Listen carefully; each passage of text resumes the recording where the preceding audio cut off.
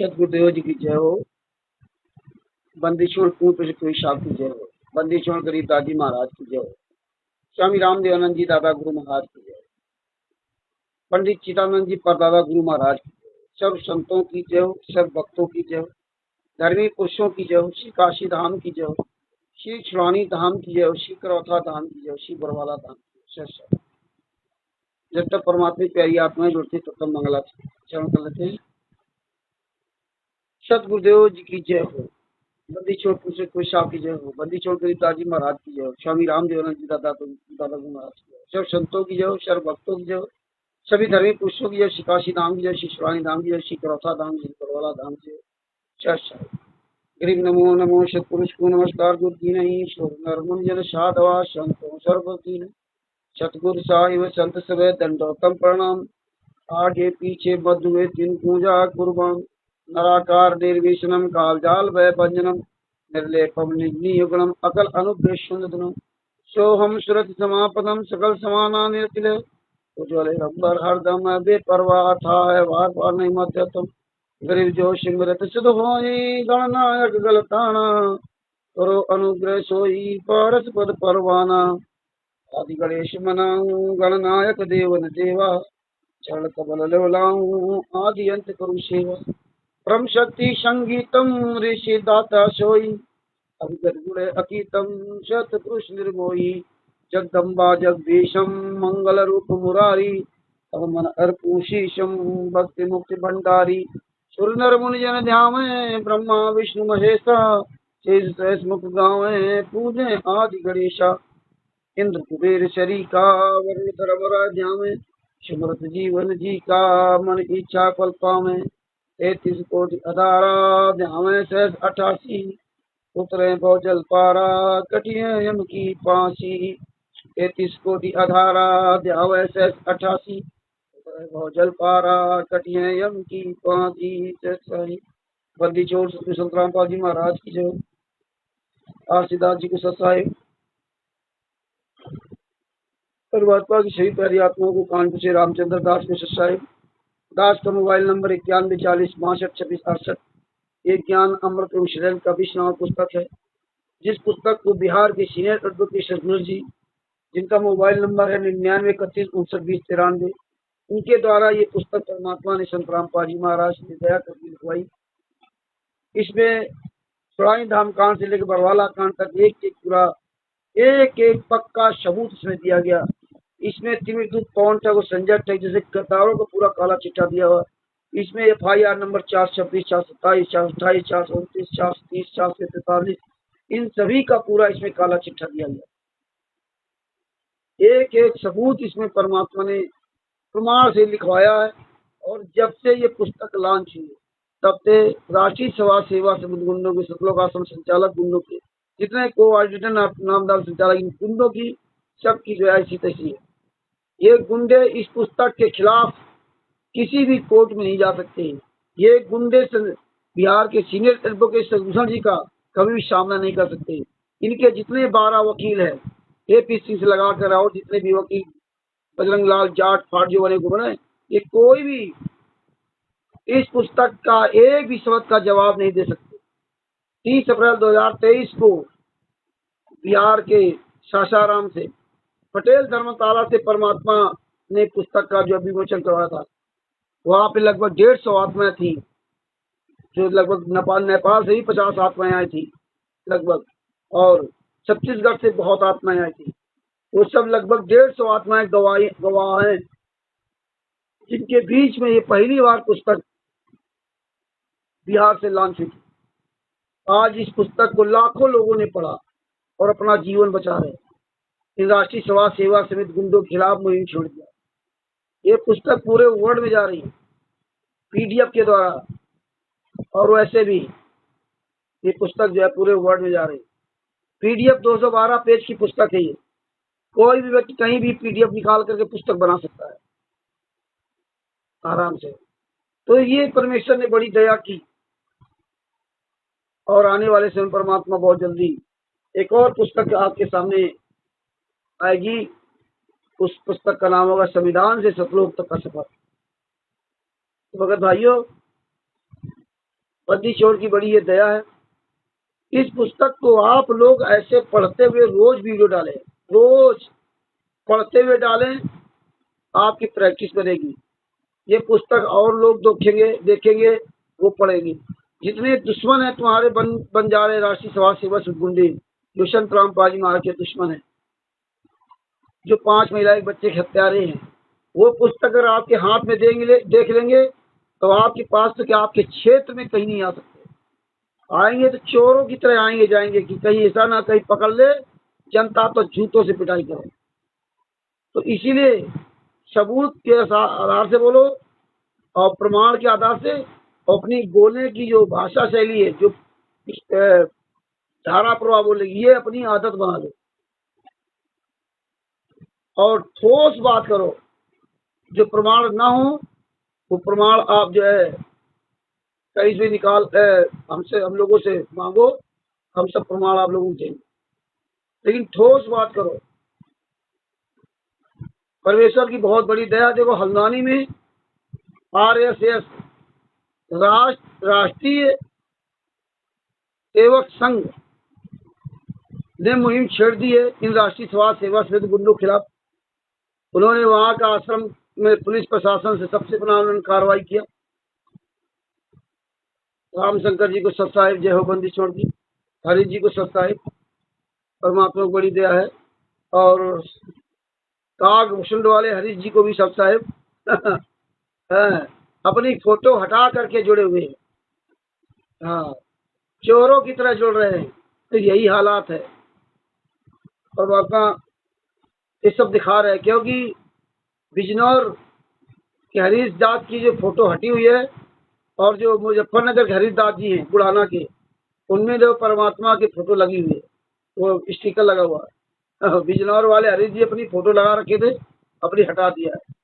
कोई बात नहीं, हमारा कोई दुश्मन नहीं, लेकिन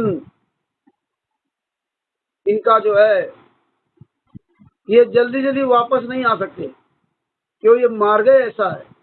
जो आदमी एक बार फिसल जाता ना वो बड़ी मुश्किल से वापस आ पाता है, क्यों काल ब्रह्म इस तरह उसकी व्यवस्था ही कर देता है। तो भगत भाइयों, तो अच्छा हरीश जी हैं दोनों, यही हरीश जी हैं। हाँ, वो उसमें दास लगा हुआ है, ये तो इन्हीं का है, उसमें दास लगा। प्रवेश जी को सत साहिब, रामशंकर जी को सत साहिब, और जितने भी भाई बहन जुड़े, राजकुमार दास जी आजाद, सबको सत साहिब। तो ये पुस्तक जो ना आप जितना पढ़ोगे, आप लोग, बहुत लोग ऐसे हैं जो अभी भी बोलने में शर्म करते हैं, अभी भी ये पुस्तक को पढ़ करके वीडियो बनाने में उनको शर्म आती है ना। ये शर्म छोड़िए भगत जी, जब आप इस पुस्तक को पढ़ करके वीडियो नहीं डाल सकते, आपको शर्म आ रही है, तो आप समाज में लोगों के सामने क्या बोलेंगे, हैं? कैसे आप जवाब देंगे? कल कोई बाई चांस कोई लीगली कार्रवाई शुरू हो गई तो उसमें कैसे जवाब देंगे जब आप अभी नहीं बोल रहे? तो इसलिए इस पुस्तक को पढ़ करके बोलो। और देखिए, जो राष्ट्रीय सेवा संघ जो उत्तराखंड से बना हुआ, उत्तराखंड से चालू हुआ है, इन लोगों ने बिल्कुल फूंक दिया। इन्होंने हल्द्वानी में जो इन्होंने आश्रम बना रखा है उसके खिलाफ अभियान छोड़ दिया। इन्होंने पुलिस को ज्ञापन भी दिया और उनको सबको बताया। तो इन्होंने बताया कि 3 दिन हो गए, 17 तारीख को उन्होंने ज्ञापन दिया था, और बोले पुलिस यहाँ की कोई पुलिस जो कुछ सुनवाई नहीं कर रही है। और दूसरी बात, फोन भी उठाना बंद कर दिया।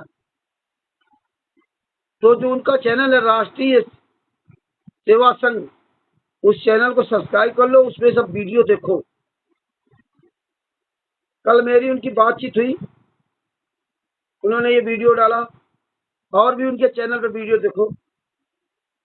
उन्होंने, उनके पास हमने सारी सच्चाई भेज दी, सारी मतलब बहुत सच्चाई भेज दिया। एक दिन 4 बजे रात तक हमने, एक दिन कह रहे हैं रात में, अब 4 बजे रात तक केवल यही काम किया।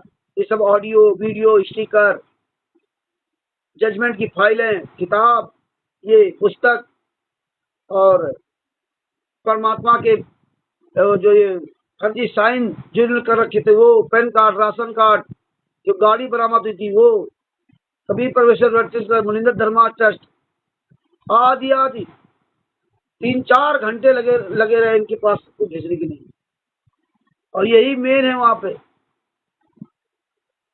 जो मीडिया का रोल अदा कर रहे हैं। तो इन पे सारे सबूत भेज दिए। और अरविंद जी से भी बात किया था इन्होंने। तो अगर आप लोग इस तरह आवाज उठाओगे तो इनकी जगह जगह संस्थाएं बना रखी है, छत्तीसगढ़ में भी इनकी संस्था है। तो इस तरह से आवाज अगर आप उठाओगे, आप सब लोग ऐसे पुस्तक लेकर के बोलोगे, तो आपसे सब जगह ये संपर्क करेंगे। और उनसे मेरी बातचीत हुई कि देखिए, हम तो संत रामपाल जी महाराज को जानते हैं कि संत रामपाल जी महाराज के द्वारा इस अश्लील भाषाओं वाली पुस्तकें पूरी दुनिया में प्रचार की जा रही। जब हमने इनके पास सारे सबूत भेजे और इन्होंने वीडियो देखे, ऑडियो सुनी, तो देखिए इनके बातचीत में परिवर्तन हुआ। क्या परिवर्तन हुआ कि उनके ही अनुयायी इस तरह कह रहे हैं कि उनके साथ ये षड्यंत्र हुआ। तो ये बहुत बड़ी बात है। बाकी इन्होंने कहा कि देखिए रामचंद्र जी, आप बुरा मत मानना, हम ये सारे सबूत जान गए हैं, लेकिन हमें दिखावे में संत रामपाल जी महाराज को ही टारगेट करना होगा। ये कोई बात नहीं, मुझे पता है और हम अच्छी तरह जानते हैं कि आप क्या कहेंगे, क्या करेंगे, आपकी वो है। लेकिन सबसे बड़ी बात, आप जो ये आश्रम का फर्जी चुनाव पुस्तकों का सब जवाब शुरू किया है, तो इसकी थ्योरी हम आपको बताएंगे। क्योंकि राष्ट्रीय सभा सेवा समिति, सतलोक आश्रम संचालक, फर्जी नामदान संचालक, ऑडिटर, स्टेट ऑडिटर, पुस्तकें जो बिकवारे, इनसे लड़ने के लिए आपको हमारे सहयोग की जरूरत पड़ेगी। आप जो भी लड़ाई लड़ोगे, आप हमारे सहयोग से लड़ाई आपकी मजबूती से होगी और जल्दी आप लड़ाई का आपका जो है ना वहाँ मुकाम पे पहुंच सकते हो। अगर आप लड़ोगे व्यक्तिगत तौर पे तो आपको बहुत समय लगेगा। क्यों? क्योंकि आप जैसा जगत वालों को समझते हैं, जैसा अन्य धर्मगुरुओं को समझते हैं कि वो ऐसा कर दिया उनके खिलाफ कार्रवाई कर दो, ऐसा यहाँ नहीं है। यहाँ ठीक उसके उल्टा है। यहाँ संत रामपाल जी महाराज के जितने शिष्य हैं, जो आंदोलनकारी भाई बहन है वो तो काफी हद तक जाने लगे, बाकी जितने भी शिष्य हैं वो राष्ट्रीय सभा सेवा समिति के इस चक्रव्यूह को कभी भी समझ ही नहीं सकता। क्योंकि इस चक्रव्यूह को समझने के लिए बहुत लंबा समय चाहिए, बहुत धैर्य चाहिए। ये हर व्यक्ति के पास नहीं है। यहाँ लोग इस पुस्तक को पढ़ने के लिए कतराते हैं, समय नहीं उनके पास, तो कैसे सीखेंगे, कैसे समझेंगे? तो इनके चक्रव्यूह का तोड़ संत रामपाल जी महाराज ने दया करके मुझदास को अच्छी तरह से समझा रखा है। तो हम पूरे भारत में या पूरे विश्व में जो चारों शंकराचार्य हैं या कोई भी व्यक्ति इन गुंडों के खिलाफ अभियान छेड़ता है, क्योंकि इन्होंने संत रामपाल जी महाराज को ही बदनाम किया। इन्होंने ऐसी व्यवस्था बनाई है कि अगर कोई धर्मगुरु संत रामपाल जी महाराज खिलाफ बोलेगा तो आप लोग भी उसके खिलाफ हो जाओ। आपको लगेगा देखो मेरे गुरु जी गालियां दे रहा है, मेरे गुरु जी के खिलाफ बोल रहा है। तो पहचान गुणों से होती है, पहचान गुणों से होती है।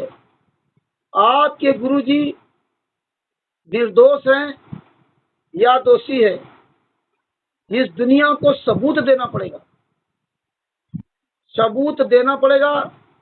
और सबूत दे करके हमें पूरी दुनिया को दिखाना होगा कि संत रामपाल जी महाराज सही या गलत है। आप केवल भाषणबाजी से नहीं कि नहीं नहीं हमारे गुरु जी तो ज्ञान बड़ा अच्छा है, हमारे गुरु जी तो तत्वदर्शी संत है। वो ज्ञान अच्छा है, तत्वदर्शी संत है, वो अलग बात है। अगर ज्ञान अच्छा है, तत्वदर्शी संत है, तो फिर ये नीच हरकतें क्यों हो रही पुस्तकों में मिलावट? तो ये बात तो जो संतराम पाजमा के सही नहीं जानते हैं, तो तुम अन्य धर्म के लोगों को क्या समझा पाओगे? इसलिए आप ये सबूत भेजिए।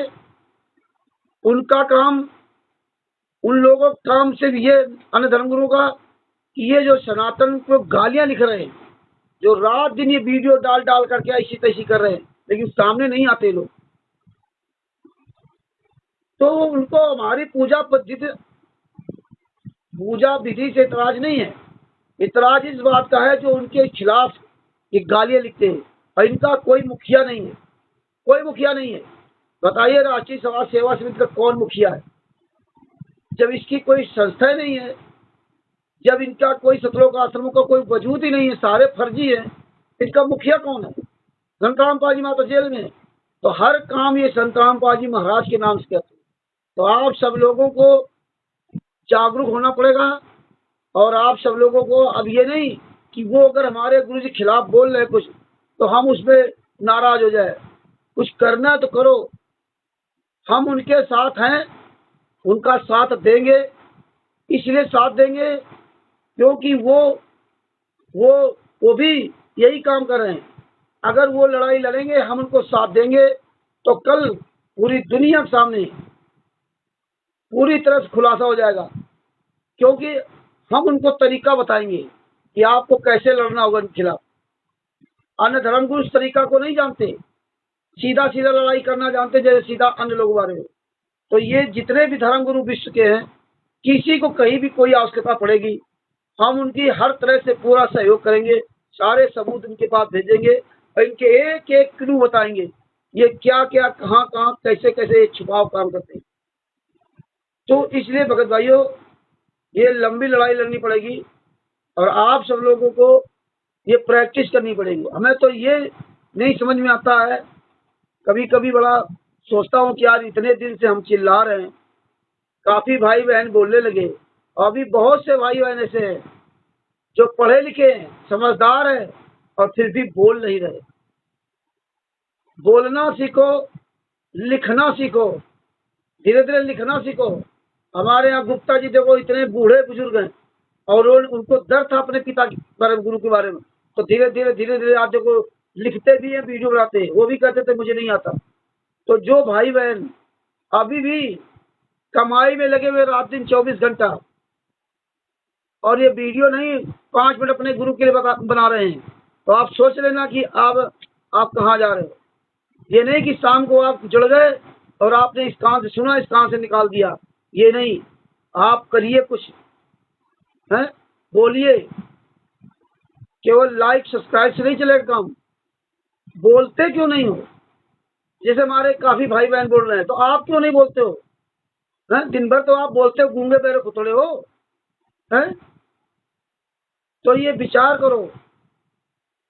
तो भगत भाइयों, उनके वीडियो पर सबसे ज्यादा कमेंट आप उनके वीडियो पर करें, और जो कमेंट करें, कोई भी धर्म गुरु परमात्मा के हमारे इस मिशन में इन गुंडों के खिलाफ आवाज उठाता है, तो उनके कमेंट पे, उनके वीडियो हजारों कमेंट किया करो, और उस कमेंट में आप पूरी कथा लिख दिया करो, बरवाला कांड की, करौथा कांड की, केसों के बारे में।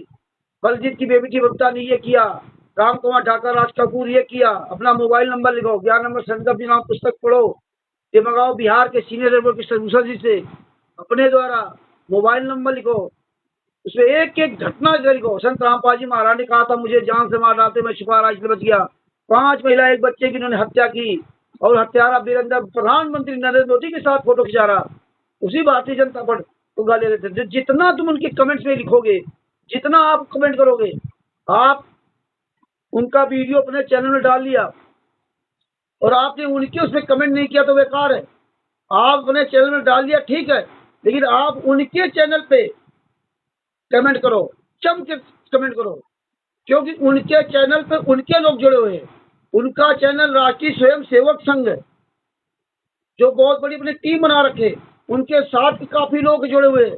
अगर उसमें आप कमेंट करोगे, उनके वीडियो खूब शेयर करोगे, उनके चैनल को सब्सक्राइब करोगे, ज्यादा से ज्यादा उसमें कमेंट करो, ज्यादा से ज्यादा उसमें लाइक करो, तो वो सब जगह मैसेज आपको पहुंचेगा। उसमें आंदोलनकारी जरूर लिख दिया करो, सर साहिब स्टेटमेंट टेस्ट के संत रामपाल जी महाराज के आंदोलनकारी शिष्य, है ना। तो ये अब ये प्रचार का माध्यम आपको ये दूसरे का चैनल मिल गया, और वो ये सब डालेंगे एक करके ना, एक एक करके वो सारे वीडियो, सारे स्टिकर अपना वीडियो अपने यूट्यूब चैनल पर डालेंगे। वो अन्य लोग भी जागेंगे, उनके द्वारा जब ये वो भेजेंगे तो वो वीडियो कहाँ तक जाएगा आप सोच नहीं सकते, क्योंकि ये सब राष्ट्रीय सभा स्वयं सेवक संघ और जितने भी बजरंग दल ये सब एक है, वो चारों तरफ पूरे वर्ल्ड फैलेगा। इसलिए आप सब लोग अपना समय निकाल करके एक आदमी कम से कम 10-10, 20-20 कमेंट जरूर करे, और उसमें पूरी आप कथा लिखिए। हाँ, आप उसमें पूरी कथा लिखिए कि ये गुंडे, ये हत्यारे, बलात्कारी है, इन्होंने इसे हत्या की है। आप ये सफाई मत दो इनको कि नहीं, आप ऐसा मत दो, आप अपने बात सबूत सहित उसमें रखो। जहाँ भाई कहीं मीटिंग होगी इनकी, हालांकि वो लाइव डिबेट का भी प्रोग्राम करेंगे, कल भी आज भी हमारी बात सुबह हुई थी। तो ये बहुत बढ़िया मौका मिल रहा है, सब लोग एक्टिव हो जाओ। ये वीडियो ठंडे वक्त मत डाल दिया करो, जब देखो तब इसको वायरल करो, इनके जितने वीडियो। और इसमें देखो जो किसी के चैनल में वीडियो पड़ा हुआ है, जो 2-3 वीडियो आश्रम वाला पड़ा हुआ है, 20 तारीख को उन्होंने धरना प्रदर्शन दिया है, इसके बाद वो देखते क्या कार्रवाई होती। तो वो सब मीटिंग करके आगे चल करके ना ये काफी बड़ा ये आगे कोई कुछ परमात्मा दया करवाएंगे। तो इसलिए आप सब लोग अब अच्छी तरह से जागरूक बन जाओ। ये सब समय आ रहा है, टाइम लगेगा, गुरुजी जेल से बाहर जरूर आएंगे एक दिन, लेकिन ये सब खुलासा होगा। एक ज्ञान अमृत शरण कबीर नाम पुस्तक को आप पढ़ के डालिए, आप पढ़ के डालेंगे, वीडियो डालेंगे, स्टिकर बना के डालेंगे, आपका नाम जाएगा, आपका मोबाइल नंबर जाएगा, पूरी दुनिया देखेगी। पता नहीं परमात्मा कब कहाँ क्या दया करते हैं। आप अपना काम करते रहिए, आप अपना प्रयास करते रहिए। आज यही करते करते प्रयास करते करते आज यहाँ हम लोग पहुँचे हैं। अब परमेश्वर की दया से कल आपके सामने एक टॉपिक रखा था कर्म वाला, तो कर्म वाला आज सुन लीजिए। संत रामपाल जी महाराज ने इसमें कबीर सागर का सल्लार्थ में आपके कर्म के विधान को लिख रखा है, क्योंकि अभी आपको होशे नहीं कि हमारे कर्म क्या है। तो विधान को लिख रखा और बताया भी।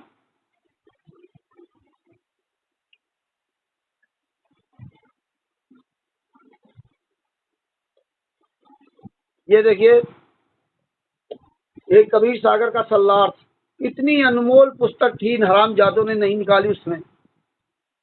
ये पेज नंबर 345 का अध्याय कर्म बोध का सारांश। कर्म बोध का सारांश में संत रामपाल जी महाराज ने क्या लिखा है, आज इसी की हम लोग चर्चा करते हैं। जितने भी भाई बहन जुड़े हुए हैं सबको सत साहेब, बिंदु दास जी को, ईश्वर दास जी को, अरविंद जी को, हरीश जी को, जितने भी हमारे भाई बहन से जुड़े हुए सबको सत साहेब। भगत भाइयों, अध्याय कर्म बोध का सारांश कबीर सागर में 24वां अध्याय कर्म बोध पृष्ठ 162 पर है। परमेश्वर कबीर जी ने कर्मों का उल्लेख किया है। पिता की शरण में पुत्र को कर्म नहीं करना पड़ता।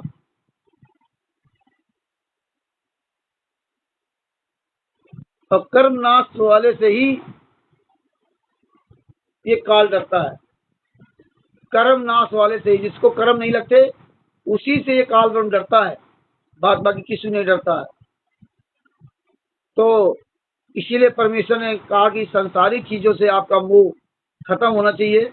अगर खत्म हो जाएगा तो फिर आपको ये कर्म प्रभावित नहीं करेंगे। जो कर्म प्रभावित नहीं करेगा तो फिर काल आपका कुछ बिगाड़ नहीं सकता। आगे क्या परमेश्वर था, मेरे हंसा भाई शुद्ध स्वरूप था जब तू यहाँ आया, कर्मों के बंधन फंस गया ताते जीव कहाया। जब तू यहाँ आया इस पृथ्वी लोक पर तो शुद्ध स्वरूपा था, कोई तेरे अंदर दाग धब्बा नहीं था। और इसके बाद यहाँ कर्म में फंस गया, कर्म में फंसने की वजह से तू जीव कहलाया। और आज हम रात दिन मरे जा रहे हैं कि यार हम करेंगे नहीं तो बच्चे भूखे मर जाएंगे। ये भावना आज भी हमारे आपके दिल दिमाग से नहीं निकलती है। किसी भी से पूछ लो, वो यही कहेगा भैया कर्म करो, नहीं कर्म करोगे तो भूखों मरोगे, नहीं कर्म करोगे तो भूखों मरोगे। और जो कर्म कर रहे हैं वो भूखे मर रहे हैं। जिनके पास कर्म करके अरबों खरबों रुपए लूट करके रखा है, वो अस्पतालों में इंजेक्शन से दवाई खा रहे, खाना खा ही नहीं पा रहे।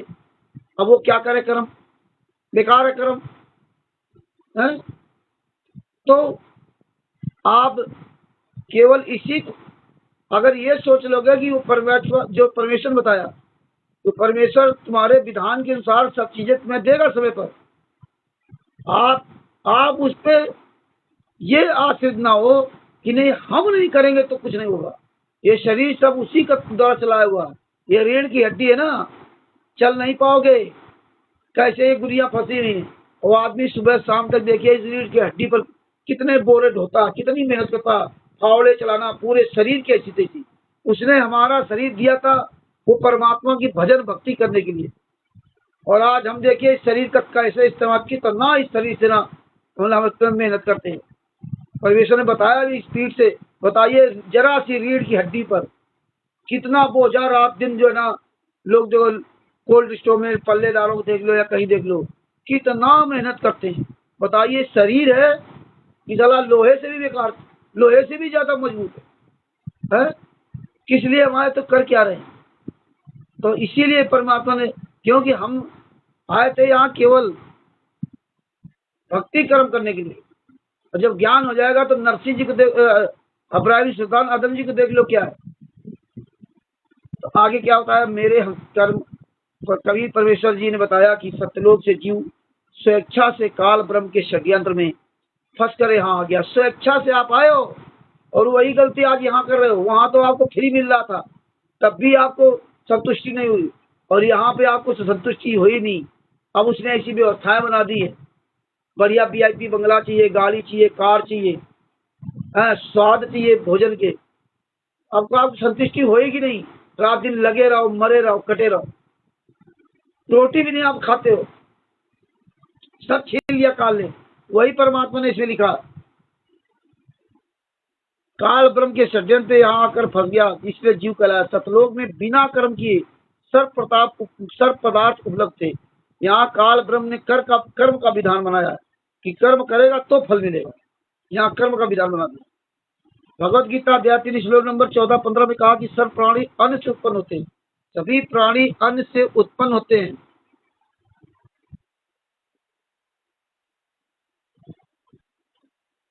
सर्व प्राणी उत्पन्न होते हैं।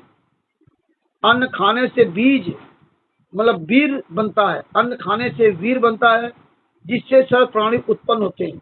अब ये त्रिविध पौंठ क्या कहता है कि शादी करने के बाद जो शारीरिक संबंध बनाया वो काल के चक्कर में, काल में फंसा हुआ है। मतलब शादी की क्यों, तो ये इस तरह तमाम भ्रमित करने वाले आएंगे। परमात्मा ने इसे बताया कि सब प्राणी अन्न से उत्पन्न होते हैं, और ये शादी विवाह करना, बच्चे उत्पन्न करना तुम्हारे हाथ में नहीं है। ये तो तुम्हारे मन का भ्रम है कि उन्होंने 4 बच्चे पैदा कर दिए, 10 बच्चे पैदा कर दिए, अब 2 ही बच्चे पैदा करना है। और जिनके बच्चे हो ही नहीं रहे वो क्या करें, वो लगा ले ताकत। तो ये सब कहने की बात है। जिस जीव को जैसे यहाँ आना है वो यहाँ आएगा, चाहे जितना कोई बंधन बना दे। अन्न खाने से बीज बनता है, वीर बनता है, जिससे सब प्राणी उत्पन्न होते हैं। अन्न वर्षा से होता है, वर्षा यज्ञ से यानी 7 अनुकूल कर्म से होती है। कर्म काल ब्रह्म से उत्पन्न हुए, यानी कर्म का विधान ब्रह्म क्षर पुरुष बनाया। जैसे कर्म जीव करेगा वैसे ही भोगेगा। ब्रह्म क्षर पुरुष की उत्पत्ति अक्षर यानी अविनाशी परमेश्वर से हुई है। अविनाशी परमेश्वर ही सदा यज्ञों यानी कि धार्मिक अनुष्ठानों में प्रतिष्ठित है, यानी इष्ट देव रूप में मानकर पूजा करनी होती है। कर्म 2 प्रकार के होते हैं, कर्म दो प्रकार के होते हैं, एक शुभ कर्म तथा दूसरा अशुभ, यानी एक पुण्य और दूसरा पाप कर्म कहा जाता है। पुण्य कर्म क्या है? शास्त्र विधि अनुसार भक्ति, शास्त्र विधि अनुसार भक्ति दान, भक्ति कर्म दान, परमार्थ, भूखों को भोजन देना, असहाय की हर संभव मदद करना, दया भाव रखना, अपने से दुर्बल से भी मित्र जैसा व्यवहार करना, पर नारी को माता तथा बहन के भाव से देखना, सत्य बोलना, अहिंसा में विश्वास रखना, साधु संतों भक्तों की सेवा व सम्मान करना, माता पिता तथा वृद्धों की सेवा करना, आदि आदि शुभ यानी कि पुण्य कर्म। ये राष्ट्रीय सभा सेवा समिति गुंडे टोटल परमात्मा के विधान से पूरा गलत काम करवा रहे, पवन तक संजय तक, तो पुण्य कौन बनेंगे? ये सब हरामजादे शास्त्र विधि के विपरीत भक्तों के कर्म फलवा रहे, और वो भी तत्तदर्शी के शिष्य। अभी गहरा गहरा कोई शिष्य गुरु के शिष्य होते तो अलग बात, तत्तदर्शी के शिष्य होने के बाद भी आज ये भेड़ चाल चल रहे हैं। इन गुंडों के, इन हरामजादों, इन लुटेरों के कहने पर उनके अनुसार अपने विचार बदल लिए और उनके पीछे लग लिए। आगे देखिए क्या लिखा है, पाप कर्म। नंबर 2 पाप कर्म। ये सब्जेक्ट है, ये परमिशन है जिसमें दिया है, इसको बहुत अच्छी तरह हमें समझना चाहिए। ये पेज नंबर 345 पे है, कवि सागर सल्लाट में। पाप कर्म, सात विधि त्याग कर मनमाना आचरण करके भक्ति कर्म करना, चोरी, पर स्त्री से बलात्कार, ये पवन तक सब करता था। पर स्त्री को दोष दृष्टि से देखना, मांस मदिरा नशीली वस्तुओं का सेवन, रिश्वत लेना, डाके मारना, हिंसा करना, आदि आदि अशुभ कर्म यानी पाप कर्म। ये सारे कुकर्म है।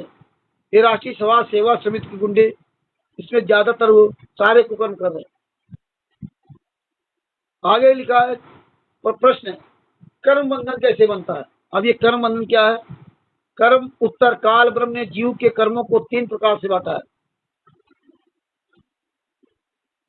नंबर 1 संचित कर्म, नंबर 2 प्रारब्ध कर्म, नंबर 3 क्रियावान कर्म। संचित कर्म क्या है? संचित कर्म वे पाप तथा पुण्य कर्म है जो जीव ने जन्मांतरों में किए थे, उनका भोग प्राप्त नहीं हुआ, वो जमा है। वो संचित क्रम है जो कई जन्मों में वो पाप किए थे और उनका फल नहीं भोग पाए, पाप या पुण्य किए थे उनका भी फल नहीं इनको मिला, वो है संचित कर्म जो जमा है, संचित में इकट्ठा है। प्रारब्ध कर्म, नंबर 2 प्रारब्ध कर्म। प्रारब्ध कर्म वे कर्म है जो जीव को जीवन काल में भोगने होते हैं, जो संचित कर्मों से औसत करके बनाए जाते हैं। अब जो प्रारब्ध कर्म है आपको संचित कर्मों का पाप भोगना पड़ता है और उसमें औसत मान करके भोगाया जाता है। किस औसत से आपके संचित कर्म में आप भोगेंगे पाप या पुण्यों का फल कैसे मिलेगा, वो इसमें परमात्मा ने दिया है। उदाहरण दिया है। उदाहरण के लिए यदि पाप कर्म 1000 है, परमेश्वर ने बताया कि अगर आपने 1000 पाप किए और संचित कर्म है और पुण्य 500 किए, मतलब 1000 पाप आपने किया, 500 पुण्य किया है और संचित इकट्ठा है पहले वाले। अब प्रारब्ध में कैसे भोगना है? तो दोनों से औसत में लिए जाते हैं। औसत में क्या लिए जाते हैं? प्रारब्ध कर्म यानी जीव का भाग संचित कर्मों से, हाँ,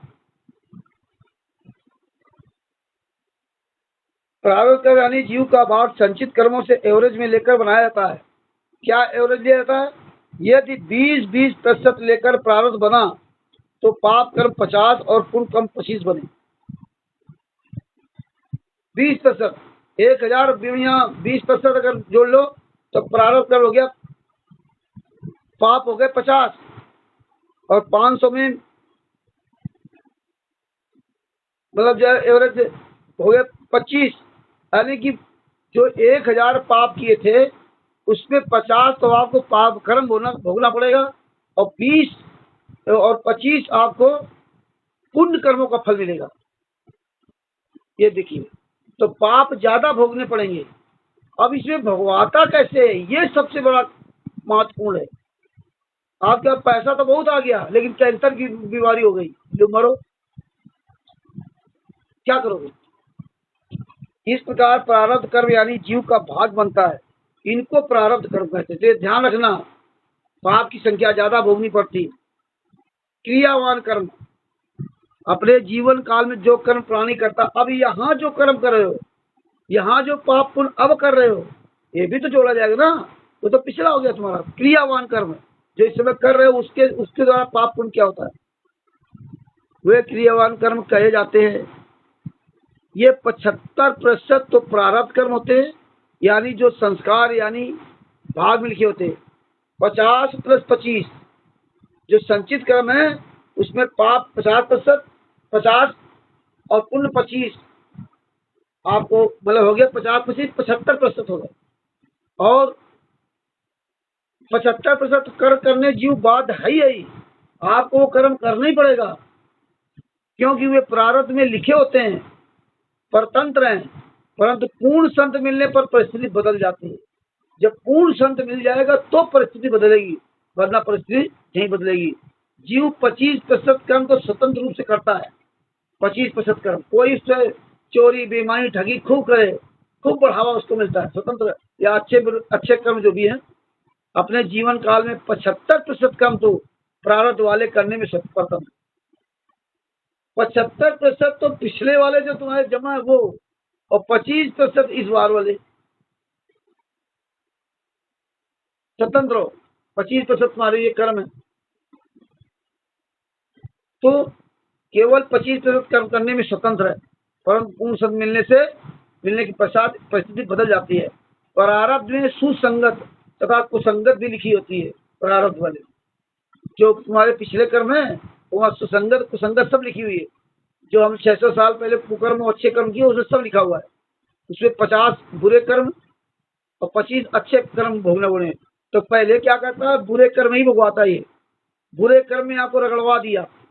बुरा कर्म क्या, आप मोटरसाइकिल जा रहे हो, काल ने क्या किया, ट्रक से टक्कर मरवा दी, मरवाने के बाद आपका पैर कटवा दिया, आपका पैर कट गया, फ्रैक्चर हो गया। अब आपको पैसा उसने अधिक दे दिया,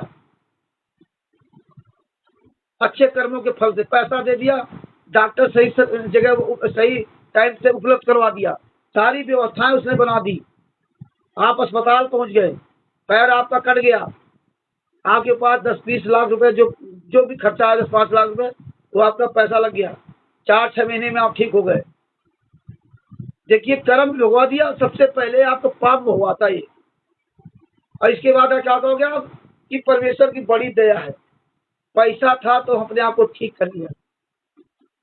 यही संसार में चल रहा है। पहले बीमारी दे दी, किसी को क्या करता है, पहले उसके पुण्य अच्छे भोगवा देता है। इसे राष्ट्रीय समाज सेवा गुंडों को पिछले वाले पुण्य अच्छे कर्म वाले पुण्य भोग रहे, अच्छे कर्म। पवन टक, संजय टक, जो पिछले जन्म में भक्ति अच्छे कर्म किए थे, वो अच्छे कर्मों का फल इनको पहले भोगा रहा। अब वो अच्छे कर्मों क्या होता है, फिर इनको अहंकार पैदा करा देगा, बढ़िया इनको सुविधाएं खूब दे देगा। ये चाहे जितना कुकर्म करे, ये परमेश्वर ने बताया, ये इनको हमें आपको लगेगा यार तो ये बुरे कर्म कर रहे, फिर भी अच्छे ये फल फूल रहे, तो इनके प्रायश्चित प्रारब्ध कर्म है, वो इनको फल भोगवा रहे, और इस प्रारब्ध कर्म में भी इनका सर्वनाश करा रहे। पिछले तो 50 ही बाकी है, और ये क्रियावान कर्म ही तुम्हारे और खराब करवा दिए। फल तो तुम्हें दिया, लेकिन ऐसा फल दिया कि आपके और कर्म खराब कर दे। यही ज्ञान नरसिंह जी को हो गया था, यही ज्ञान इब्राहिम सुल्तान आदम जी को हो गया था, यही ज्ञान मीरा जी को हो गया था, और ये ज्ञान आप लोगों को आज तक नहीं हो पा रहा। आप लोग आज भी रात दिन मरे जा रहे हो। एक तरफ तो कहते सतगुरु जो चाहे तो करे, आप सब लोग अपने अपने गिरेबान में झांक के देखो कि वास्तव हम कितने अच्छे हैं, वास्तव में कितना अपने गुरु के लिए समर्पित है। जब नरसिंह जी का भात भरना हुआ, जो कि भात संविधान के खिलाफ है हमारे इस विधान के, लेकिन भात जब भरना हुआ तो भात के समय परमेश्वर वो वहां पे कल से गिरा दिए, सारे काम करवाए।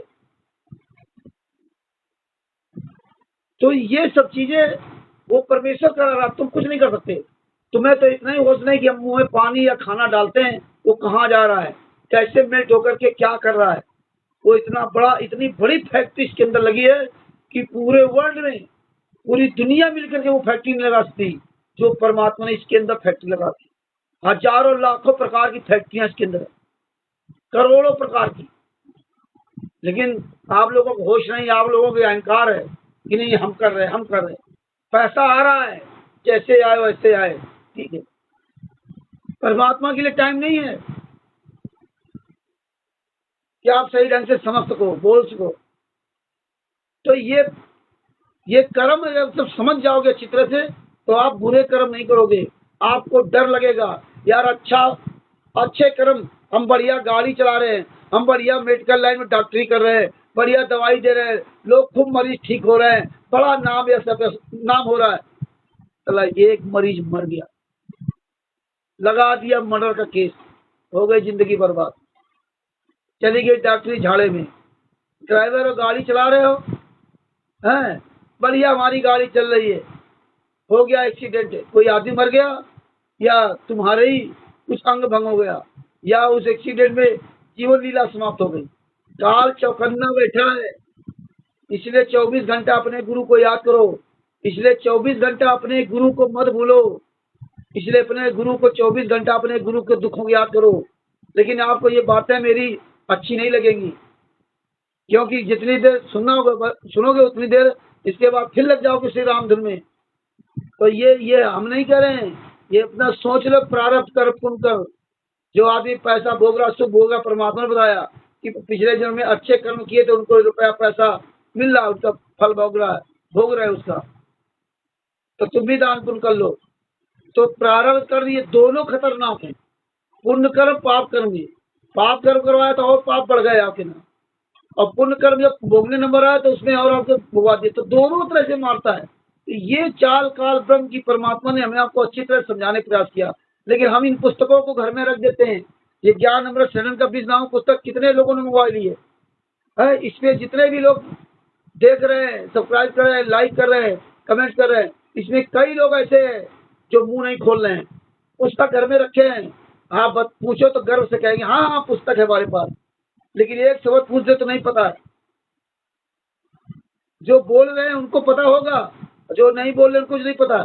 जो बोल रहे हैं वो भूल जाते हैं, और तुम तो देख ही नहीं रहे हो, वाहवाही बकोगे बस। इसलिए मेन बातों पर आइए, मेन बात करिए। तो ये प्रारब्ध कर्म, प्रायश्चित कर्म, ये सब पढ़ो करो। ये सब परमेश्वर ने हमें पढ़वाया था 2015-16 में, और जब ये पुस्तक आई 16-17 में तब ये पढ़वाया। ये सब देखिए पूरा सब पढ़ा है, और उस समय नहीं समझते थे, आज ये सब काम आ रहा है। सारी किताबें आपको ऐसे रंगी मिलेंगी, सारी किताबें एक नहीं है, ये सब पढ़ा है। इसको बताना शुरू कर देंगे तो बहुत लंबा इतिहास हो जाएगा, लेकिन ये हमें बताने जरूरी नहीं, आप पढ़ो। पवन तक की तरह हम प्रवक्ता नहीं बनते कि हम ज्ञान समझावें, ज्ञान तो गुरु समझा रहा, आप पुस्तकें पढ़िए, आप खुद मेहनत करिए। आगे क्या लिखा है, अब देखो उदाहरण भी दिए इसमें, उदाहरण दिया, उदाहरण समझो। राजा दशरथ के बारे में क्या दिया, जैसे राजा दशरथ जी ने यज्ञ किया था।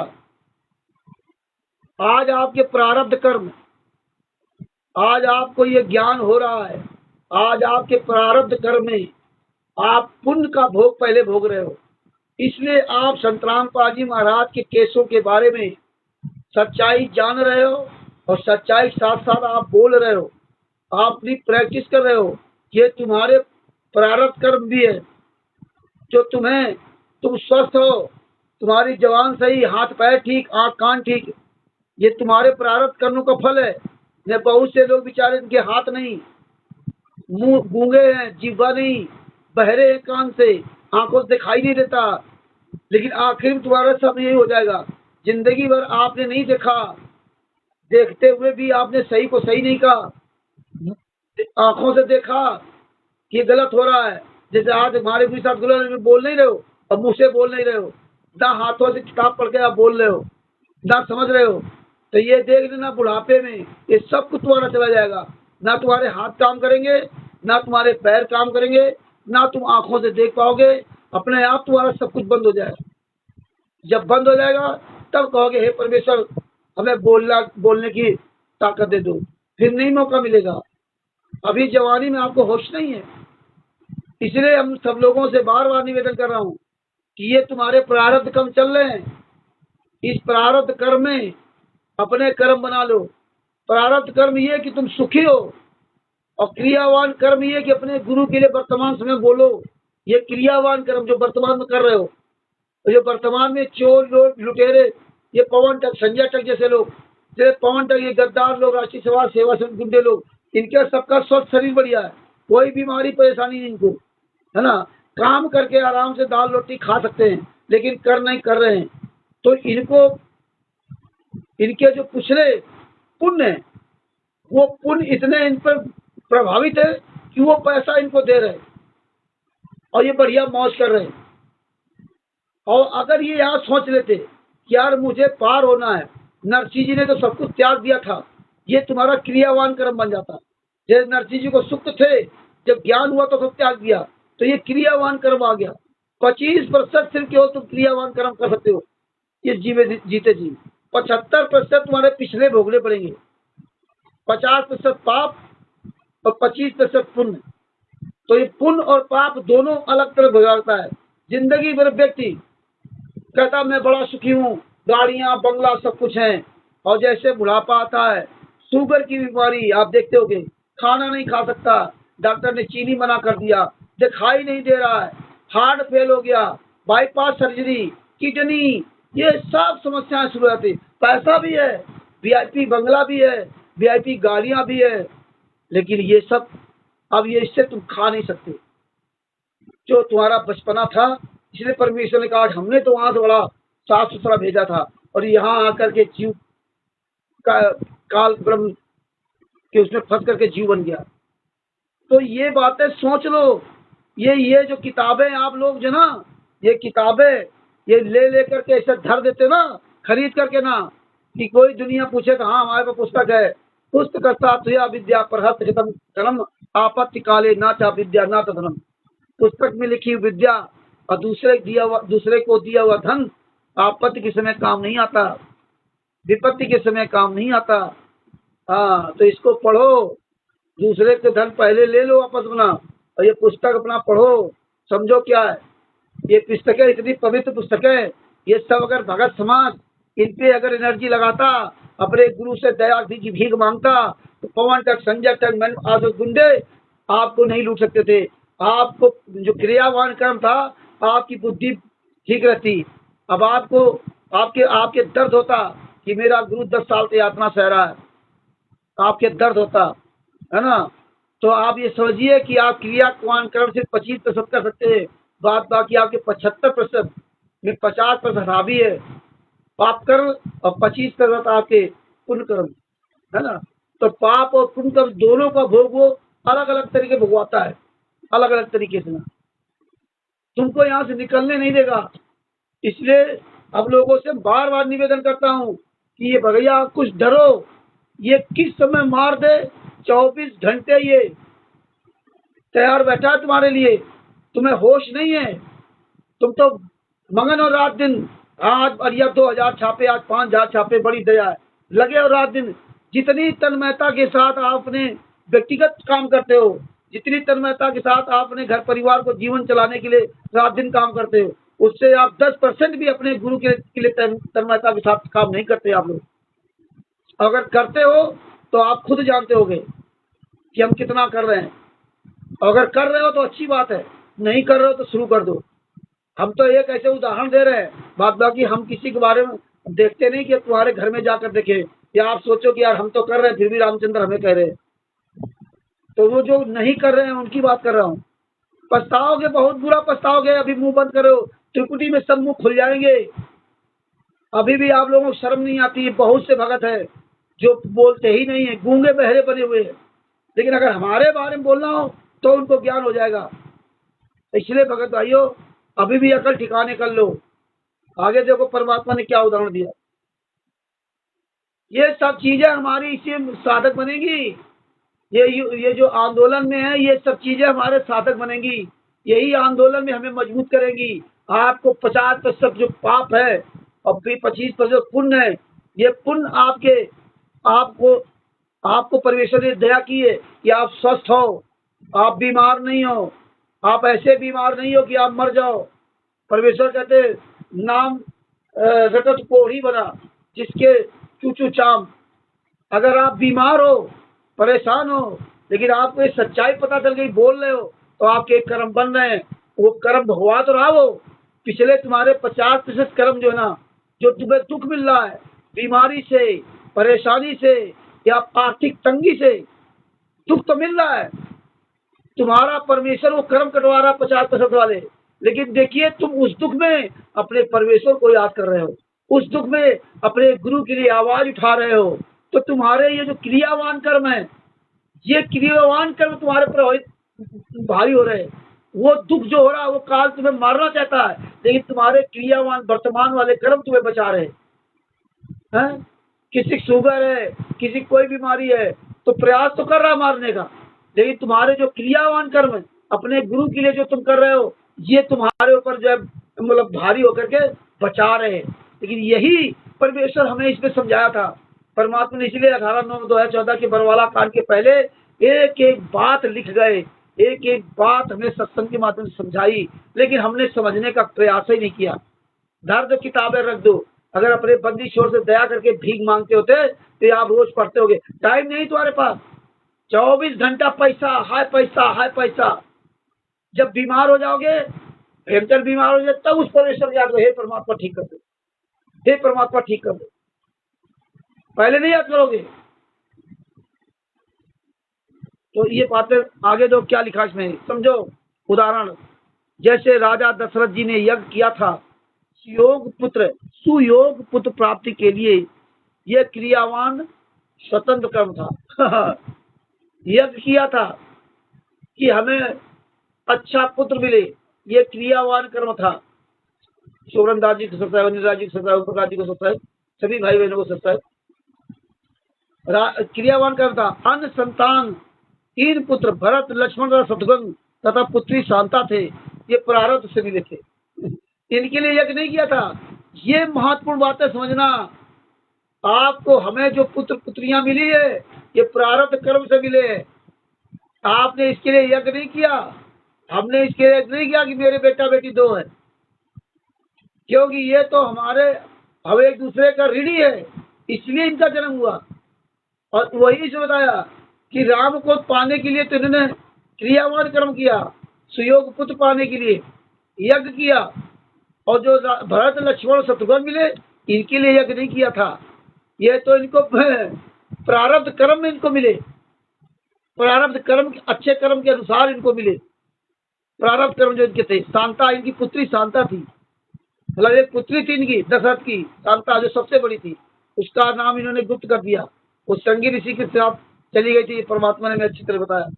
आगे क्या लिखा, श्री रामचंद्र जी का सीता के साथ विवाह, ये प्रारब्ध था। ये सब पहले से इतना बढ़िया उदाहरण हमारे गुरुजी ने देख समझाया है, लेकिन हम लोग फिर भी आज पवन ठग, संजय ठग जैसे गद्दारों की जरूरत पड़ रही है। ये बड़ा दुर्भाग्य है। आगे क्या लिखा, श्री रामचंद्र जी का सीता से विवाह प्रारब्ध कर्म था। 14 वर्ष का वनवास सीता, राम, लक्ष्मण का, ये प्रारब्ध कर्म था। ये सब प्रारब्ध कर्म थे इनके। 14 वर्ष का वनवास, ये सब प्रारब्ध कर्म था। जंगल में वनवास के समय पशु शिकार करके मारे, हिरण मारते थे, भगवान राम ये सब जो है हत्या करते थे। वह स्वतंत्र कर्म था, ये स्वतंत्र कर्म था। स्वतंत्र कर्म क्या है कि आप करो अथवा ना करो, जैसे आप हो। अब जैसे लोग जीव के स्वाद में बकरा, मछली, मुर्गा, मीट काट रहे हैं, ये अपना स्वतंत्र कर्म है कि हम जो मर्जी आए खाएंगे, हम जो मर्जी आए पहनेंगे, हम जो मर्जी आए वो करेंगे। ये आपका स्वतंत्र कर्म, आप इससे स्वतंत्र हो, आप करो या ना करो, आपकी मर्जी। अच्छे कर्म कर लो या बुरे कर्म कर लो। तो आज आप यहाँ गुरु जी के लिए बोलने के लिए आप स्वतंत्र हो। आपने गुरु के साथ हो रहे अत्याचार के बारे में सामने देख रहे हो, क्रियावान कर्म चल रहा है, आप स्वतंत्र अपने गुरु के लिए ये समय निकाल करके अपने गुरु के लिए बोलो।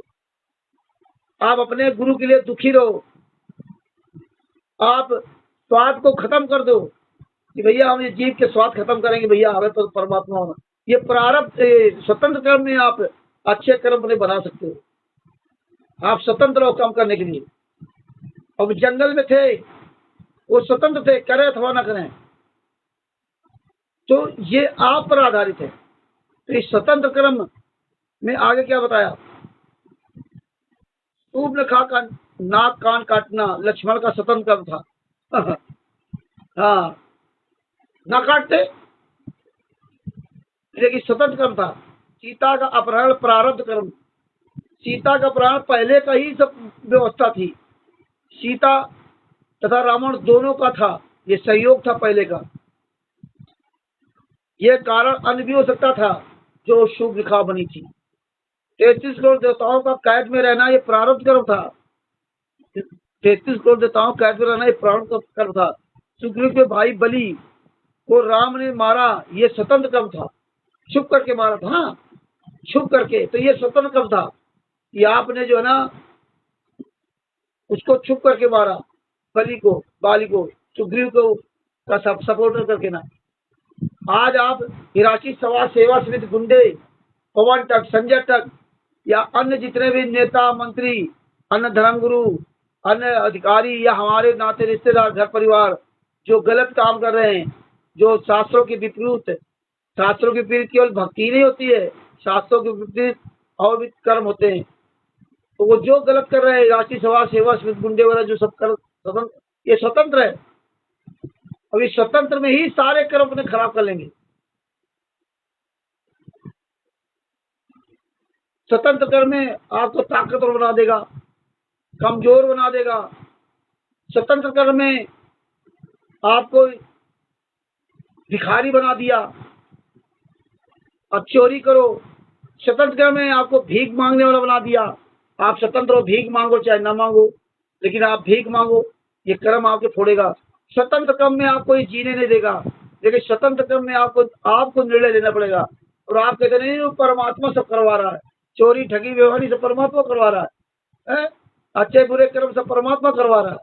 तो स्वतंत्र कर्म में से आप बच सकते हो। जैसे परमात्मा ने कहा था, इंद्रिय कर्म लगे न लगारम, जो भजन करे निर्धुंधरे, गरीबदास जी की कीर्ति होगी जब तक सूरज चंद्रे, बोलो बंदी चोर से संत राम बाजी महाराज की। परमात्मा ने कहा जब आप इन कर्मों को करने के लिए स्वतंत्र हैं, तो आपके अंदर जो ये इंद्रियां हैं, इंद्रियां आपको हर तरह खींच के ले जाएंगी। लेकिन आप कर्म किससे करोगे? इन इंद्रियों का गलत प्रयोग करके, हाथ का इशारा करके, आंख का इशारा करके, जबान से गलत प्रयोग करके, किसी थप्पड़ मार करके, किसी लात मार करके, ये आप स्वतंत्र कर्म करते हो। आप ये ना करो आपके अंदर लगा कि यार इनकी मोटरसाइकिल बहुत अच्छी है, काल ने कहा यार चोरी कर लो, आपके अंदर प्रेरणा हुई, चोरी कर लो, बहुत बढ़िया गाड़ी। अब आपको क्रियावान कर्म में आपको यह सोचना है तुम्हारे पिछले जन्म कर्म अच्छे कर्म इस पे प्रभाव डालेंगे कि नहीं पकड़ा जाएगा तो मारा जाएगा, कूटा जाएगा, जेल जाएगा, तो तुम्हें वो डर जमा जाएगा, तो फिर आप वो कर्म नहीं करोगे। आप हो स्वतंत्र करने के लिए, आप ये भी स्वतंत्र हो गए, नहीं मैं नहीं करूंगा। ये जितने कोर्ट कचहरी अदालतें बनी हैं, ये अगर ये चीजें परमेश्वर के द्वारा बताई हुई ये चीजें पूरी दुनिया के सामने रखी जाए, तो धीरे धीरे ये गलत काम करने वाले लोग गलत करना बंद कर देंगे, डर पैदा होगा। लेकिन ये पता ही नहीं किसी को, और जिसको बताया गुरुजी ने वो चुपचाप बैठे हुए। आप सब लोग ले किताब घर में बैठे हो, आप देखोगे, वीडियो देखोगे, लाइक करोगे, शेयर करोगे, आप बोलते क्यों नहीं हो? अपने कर्म बना लो। जो कहते मुझे बोलना नहीं आता, काहे ने इतनी बढ़िया जवान दी, गूंगे को थोड़े हो हैं? अरे सुन करके बोलने लगता है, और तुम तो पढ़े लिखे हो, तुम्हें किताब लेके बोलने में शर्म आती? एंड्रॉइड मोबाइल लिया है? आगे क्या लिखा है?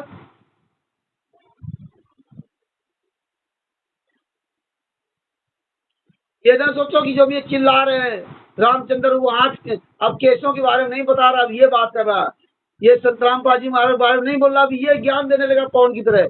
ये पवन की तरह हम ज्ञान नहीं दे रहे हैं, ये सारी चीजें आपकी यहाँ लागू होंगी, तभी आप इस सच के मार्ग पे मजबूत हो पाओगे। जब आपको अपने पिछले 50% पाप कर्म, ये तो 1000 का उदाहरण दिया गया, पता नहीं आप कितने लाखों पाप हो, हैं पुण्य कम हो। तो ये कर्म बना इस मार्ग में हम क्यों नहीं बोल पा रहे हैं? आप स्वतंत्र हो, आप नहीं बोल रहे अपने गुरु के लिए, सवेरे शाम तक हाय पैसा हाय पैसा हाय पैसा हाय पैसा, है जिसके बदौलत आप पैसा कमा रहे हो, जिसके बदौलत आप जिंदा हो। आप शाम को सोओगे, पता नहीं सवेरे तुम उठ पाओ कि ना उठ पाओ, है तुम्हारी जिंदगी खत्म। लेकिन तुम आप इस आशा में जीते हो कि कल मैं सुबह उठाऊंगा तो कल हम दिन में इतने रुपए कमाना है, कल हमें ये काम करना, सारी व्यवस्थाएं आप रात में कर लेते हो, लेकिन आपको होश नहीं है कि हम सवेरा होगा या नहीं होगा मेरे लिए, हम जिंदा होंगे या मर जाएंगे। अपने गुरु की प्लानिंग करके नहीं सोते हो कि यार हम अपने गुरु के बारे में कल हम ये बोलेंगे, कल हम ये बोलेंगे, मेरा गुरु यात्रा सह रहा है, हम यार मुंह नहीं अपना बंद करेंगे, अब हम मुंह खोलेंगे। यार क्या फायदा ऐसे पैसे देना?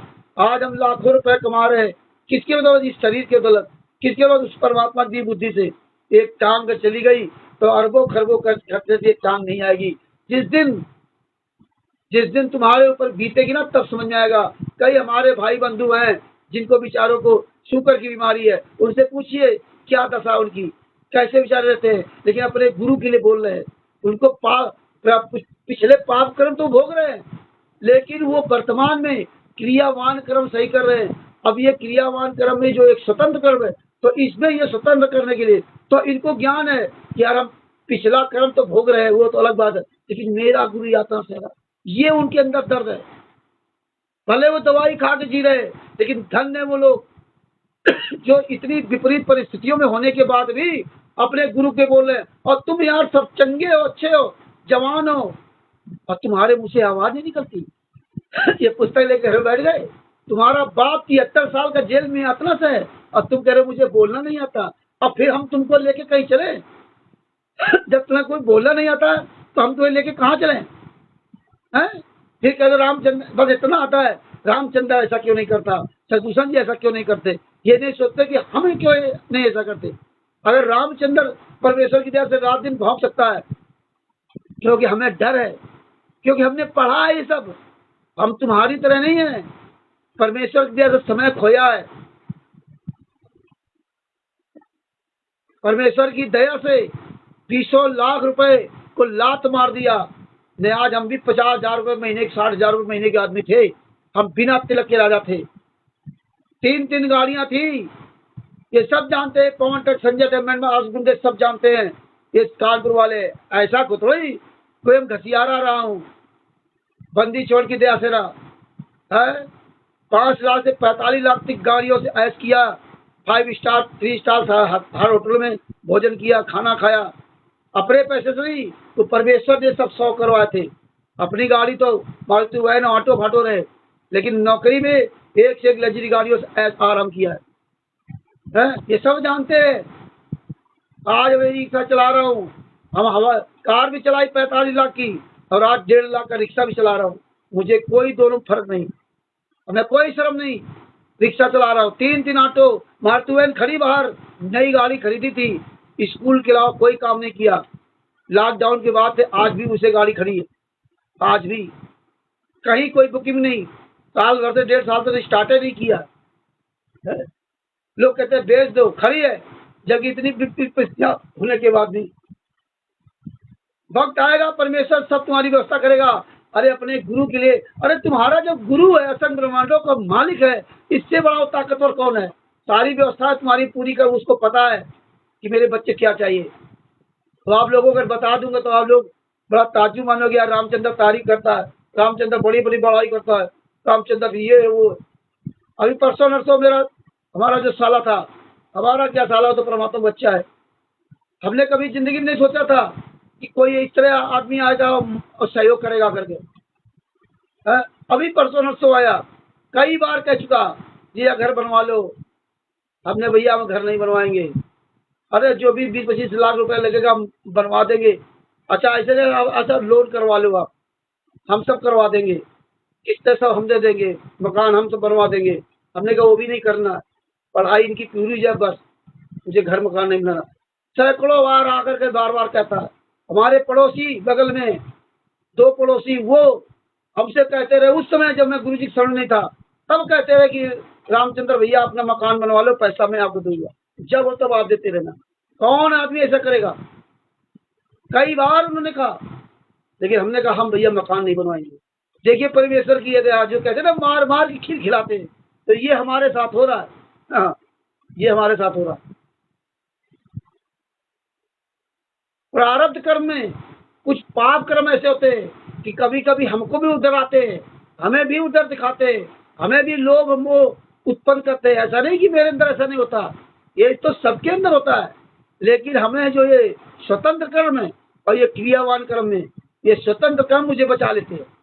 नहीं नहीं, मेरा गुरु यार जेल में आता है, यार हम तो यहाँ घर में मौज कर रहे हैं, यार हम हमारे गुरु परमात्मा से बड़ा दुख किसको होगा जो 11 साल से जेल से बाहर नहीं, 73 साल की उम्र में, क्या उसके बीत रही होगी। लेकिन तुम लोगों के अंदर दर्द होगा ना जिस दिन, उस दिन तुम बोलना शुरू कर दोगे, लेकिन तुम्हारे अंदर वास्तव में दर्द नहीं है। आप विचार कीजिए, आप जो बोल नहीं रहे ना, तो आप ये सोचो कि तुम्हारे ऊपर पाप कर्म जो ना तुमको दबाव डाल रहे हैं। तुम्हारे पाप पुण्य पुण्य तुम्हारे सुखी हो, शरीर तुम्हारा बढ़िया, लेकिन तुम्हारे पाप कर्म दबाव डाल रहे कि तुम बोल नहीं सकते। तुम्हारे पाप कर्म दबाव डाल रहे कि तुम्हारे जो ना अच्छे कर्म तुम दोनों भोग रहे हो, पाप कर्म भी पिछले भोग रहे हो और पुण्य कर्म का प्रभाव। पुण्य कर्म का प्रभाव ये कि जैसे हम ड्राइवर बन गए, बढ़िया ड्राइवर, बढ़िया गाड़ी चला रहे हैं। आप डॉक्टर बन गए, दिन भर मरीजों को ठीक कर रहे हैं। आप किसान बन गए, दिन भर आप कमा रहे हैं। तो आप आपके वो पुण्य कर्म भी हावी है, और आप जो ना उसी में अब पाप कर्म क्या कर रहे हो कि आपको अपने गुरु के लिए बोलने के लिए आपका पास समय नहीं, बस ये आपको नहीं बोलने दे रहा, इसलिए आप बोल नहीं पा रहे हो।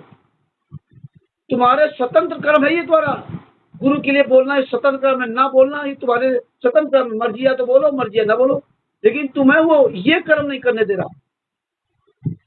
रात में सो गया आराम से धन्ना करके ना, लेकिन तुम्हें चिंता नहीं है कि अपने गुरु के लिए 4 घंटा बोल ले, ना दिन में तो रात में सही। लेकिन जिसके जो व्यक्ति ये ज्ञान समझ जाएगा कि हमारे पिछले पाप कर्म मेरे अच्छे, उसका मुझे या मैं दिन भर पैसा कमा रहा हूँ, लेकिन उसके साथ साथ मेरा स्वतंत्र कर्म ये है कि हम दिन भर अपने गुरु के लिए चिंता कर सकता हूँ, मन में सोच सकता हूँ यार मेरे गुरु जी कैसे होंगे, यार मेरे गुरु जी ने आज खाना खाया नहीं खाया, यार हम रात में जब काम से छूटेंगे आज हम अपने गुरु के लिए 10 मिनट जरूर बोलेंगे, हम अपने गुरु के लिए आज जरूर समय निकालेंगे। यार इतनी तकलीफ मेरा गुरु उठा रहा, हम बाहर यहाँ मौज कर रहे, धिक्कार है मेरी जिंदगी को। तो तुम्हारे अंदर दिन भर ये स्वतंत्र कर्म, तुम्हारे क्रियावान कर्म अच्छे कर्म बन जाएंगे। कम से कम दिन भर अपने गुरु के लिए सोच रहे हो, शाम को आपने प्लानिंग के तहत आपने अपने गुरु के लिए बोलना तो शुरू किया, या दिन में जब समय मिला तब बोलना शुरू किया। तो ये तुम्हारे ये जो स्वतंत्र कर्म है, जब तुम्हें ये ज्ञान हो जाएगा तब तुम ये स्वतंत्र कर्मों को करके अपने क्रियावान कर्म में अपने पुण्य बना सकते हो। तो इसलिए ये कर्म का विधान समझना बहुत जरूरी है। आप लोग स्वतंत्र हो, आप बढ़िया, अरे तो देखते जो बेचारे जिसके 4 बच्चे हैं, बेचारे नौकरी कर रहे हैं, गाड़ी चला रहे हैं, कोई फैक्ट्री में काम कर रहा है, 4 बच्चे हैं, पत्नी है, किराए पर रहे, कितनी बड़ी जिम्मेदारी, वो 10,000 15,000 20,000 रुपये बड़ी मुश्किल से कमा पा रहे हैं, और इसके बाद वो आवाज उठा रहे हैं। और तुम में से बहुत लोग हैं जो बढ़िया रंगबाजी के साथ बढ़िया खूब कमा रहे हो, इतनी मेहनत नहीं कर रहे जितनी मेहनत वो बेचारे कर रहे हैं। बस चलाने वाला आदमी कैसे सुबह शाम तक कितने से हैं मारने मतलब बचता हो जा रहा है, पता नहीं कब कहाँ ठोक दे, कब कहाँ कौन आ जाए। एक डॉक्टर है दिन भर दवाई देता है, पता नहीं कहाँ कौन दवाई वो काल ब्रह्म उल्टी कर दे, मर जाए, तुम्हें होश नहीं है, हैं? और उल्टा तुम्हारे पर लग जाएगा दोष। कोई फैक्ट्री में काम कर रहा है, दुनिया जलाता सह रहा अपने परिवार बच्चों को पालने के लिए, तो उसको ये भी चिंता है कि हमारा गुरु हमसे ज्यादा यात्रा सह रहा है। जिसको ये दुख होगा तो अपने गुरु के लिए आवाज उठाएगा। और तुम लोग तो हतरे सुखी हो, हजारों कमा रहे हो, लाखों कमा रहे हो, और किसी को तो पेंशन आ रही घर बैठे। ऐसे हजारों भगत होंगे जिनको बढ़िया पेंशन आ रही है, और फिर भी आप नहीं अपने गुरु के लिए बोल पा रहे हो। इसलिए तुम्हारे जो पाप कर्म है पिछले वो हावी है, वो तुम्हें, जो तुम स्वतंत्र हो अच्छे कर्म करने के लिए, वो तुम्हें अच्छा कर्म करने नहीं देते। जान जनवा सब रहे, इसलिए परमेश्वर ने कहा कि वहां तुम्हें पता चलेगा। तुम जान सब रहे हो लेकिन कर नहीं सकते। तो तुम कर इसलिए नहीं सकते अच्छे कर्म कि तुम्हारे ऊपर पिछले वाले पाप हावी है। लेकिन जब तुम्हें ये ज्ञान हो जाएगा कि यार ये मेरे पाप नहीं मुझे करने दे रहे, तो तुरंत आप कहोगे नहीं, हमें अपने गुरु के लिए बोलेंगे। और रोज जहां अपने गुरु के लिए चिंतन करने लगे तो तुम्हारे लिए क्रियावान कर्म बन जाएगा, तुम्हारे लिए क्रियावान कर्म बन जाएगा। तो इसलिए ये बातें समझना बहुत जरूरी है। और जब आप गुरु के ज्ञान में चलोगे तो आप कहीं भी चले जाओ, तुम्हारा कोई बाल बाका नहीं कर सकता। तो आगे देखिए परमेश्वर ने क्या बताया।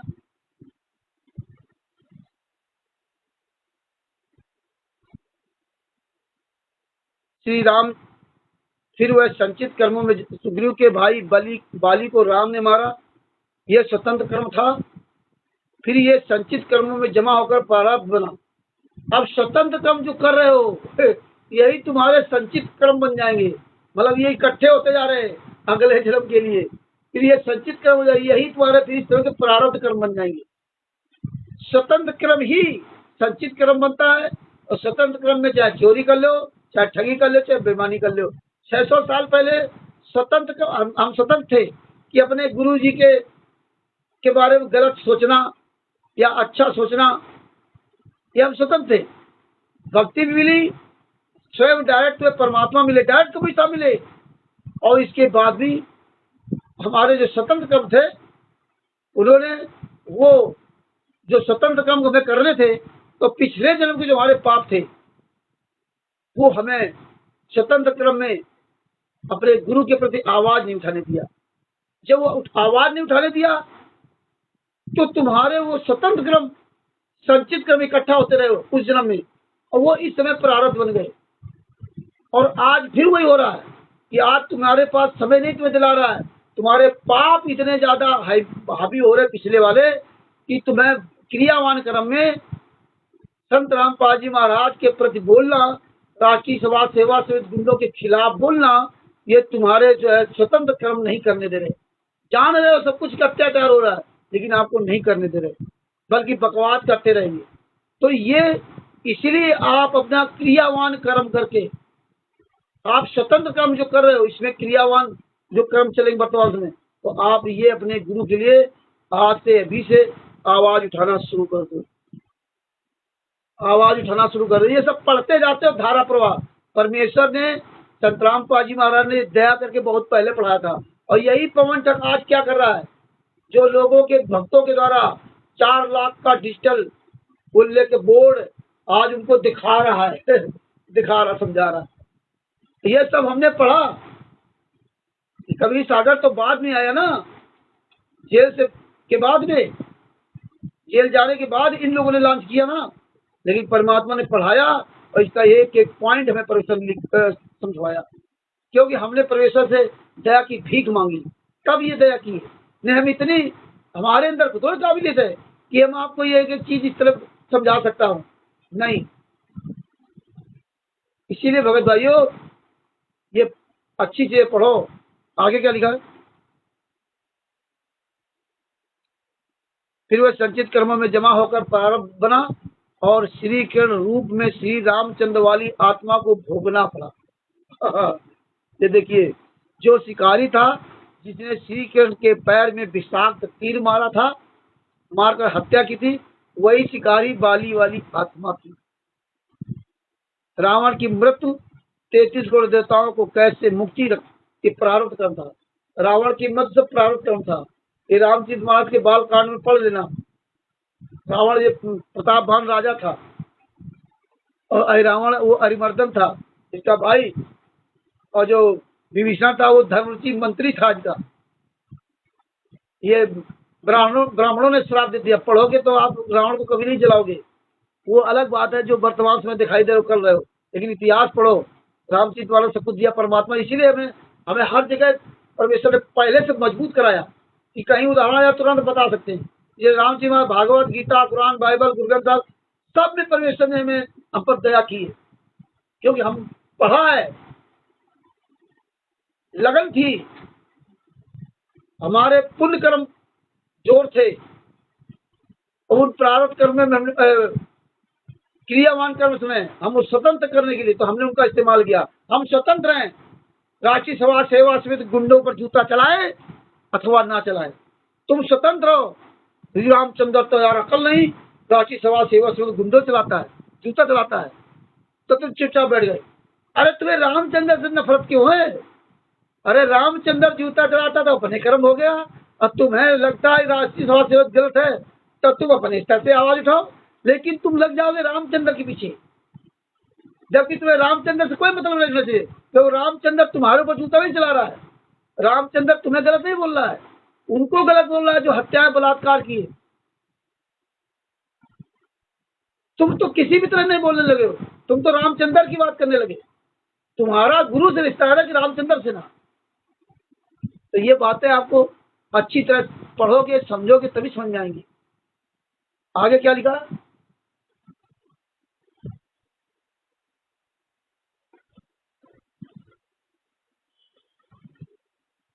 श्री कृष्ण जी ने जो 8 विवाह किए वो प्रारब्ध कर्म था। राधा से प्रेम भी प्रारब्ध कर्म था। गोपियों के साथ भोग विलास ये प्रारब्ध कर्म था, सब पिछला कर्म था। यानी कि परतंत्र होकर किया कर्म था, ये परतंत्र होकर, ये स्वतंत्र नहीं थे। प्रारब्ध में ये कर्म किया, इनकी मजबूरी थी वो कर्म करना। लेकिन देखिए यहीं पर कर्म क्या बना दिए इनको, तो ये जो है ना भोग विलास करना था गोपियों के साथ में।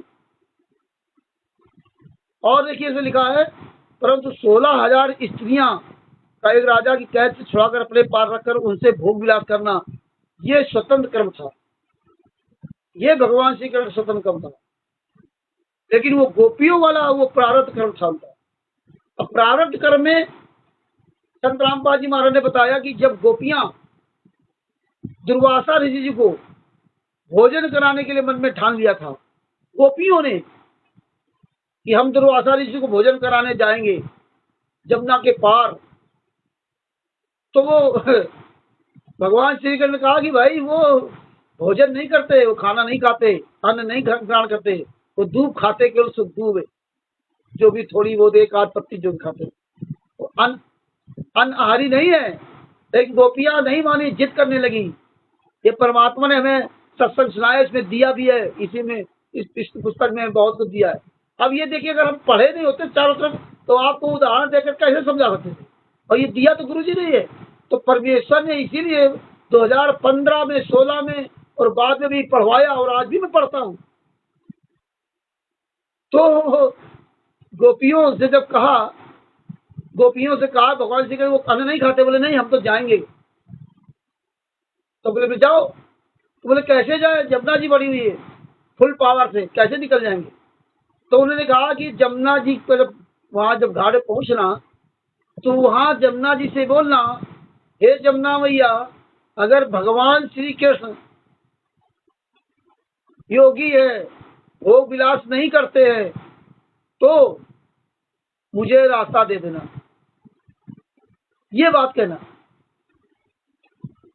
और गोपियां समझ रही थी, जो उनकी 8 रानियां थी, यार हमारे साथ तो भोग विलास करते हैं और इसके बाद ये कह रहे हैं कि वहां ऐसा बोल देना। भगवान श्री कृष्ण झूठ बोल रहे, खुलेआम हमारे मुंह पे झूठ बोल रहे, लेकिन कहे नहीं कि उनको प्रेम में पागल थी। प्रेम में पागल क्या, उनको भोजन कराने के लिए या परमेश्वर को उदाहरण देना था, इसलिए मना करवाया। ये तो परमात्मा आप समझ सकते हो। तो जब वो भगवान वहां गई यमुना घाट पर, तो यही बात उन्होंने बोली तो रास्ता दे दिया। तुम्हें बड़ा चंबा हो गया कि या तो भोग विलास करते और या तो रास्ता दे दिया। वही उधर गोपियों को भोजन कराया, और बड़े मुश्किल में तो भोजन नहीं करते वो। जब इन्होंने बहुत कहा तब उन्होंने भोजन कर लिया। किसने? दुर्वासा ऋषि ने। हैं? हाँ, दूध जो खाते थे। तो वो कहते बेटी मैं भोजन नहीं करता, मैं अनाहारी नहीं हूँ। लेकिन जब वो जिद करने लगी तो जितना वो सब गई थी गोपियां भोजन लेकर वो सब खा गए। तो वो ये था कि उनका वो प्रारब्ध कर्म था। लेकिन जब वो प्रारब्ध कर्म ने ठीक क्या कर लिया कि हमारी भोजन से कोई इच्छा नहीं, हमें कोई मतलब नहीं।